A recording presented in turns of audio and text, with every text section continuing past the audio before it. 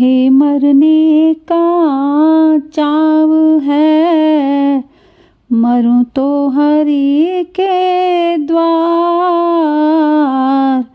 मोहे मरने का चाव है, मरूं तो हरि के द्वार।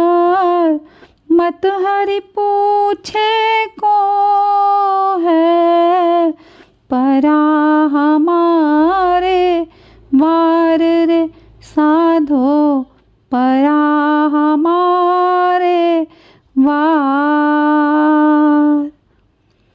कबीरदास जी कहते हैं कि यहाँ पर भक्त कह रहा है कि मैं हरि की चाह में मरना तो चाहता हूँ, लेकिन मैं यहाँ वहाँ कहीं भी मरना नहीं चाहता।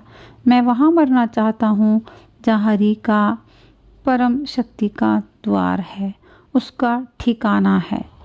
लेकिन ऐसा कहकर हमने भगवान को सीमित कर दिया, एक दायरे में बांध दिया, जबकि भगवान या ईश्वर जो भी हम नाम दें वो अनिकेत हैं। उनका कोई एक घर नहीं, जो वो हर जगह हैं।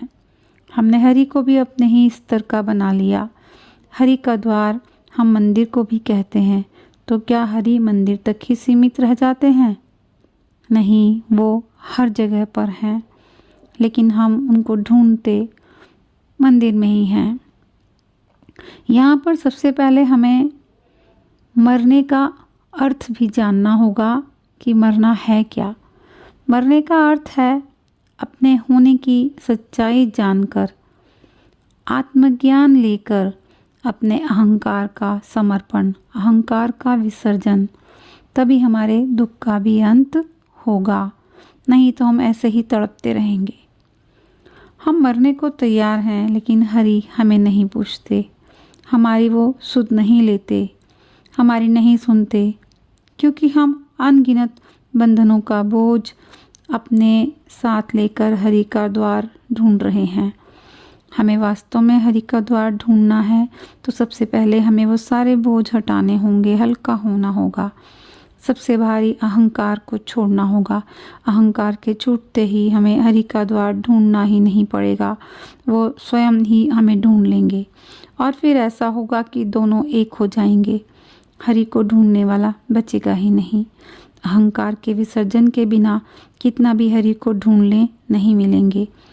शारीरिक मृत्यु हो सकती है, लेकिन अहम वृत्ति फिर जन्म ले लेगी नए रूप में, फिर से दुख भोगने के लिए।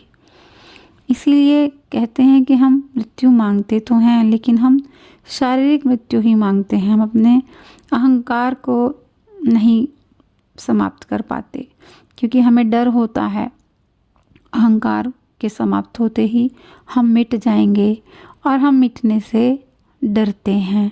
जब तक वो डर हमारे मन से नहीं निकलेगा, हमें हरि का द्वार कभी नहीं मिलेगा। बंदगी कबीर साहब की।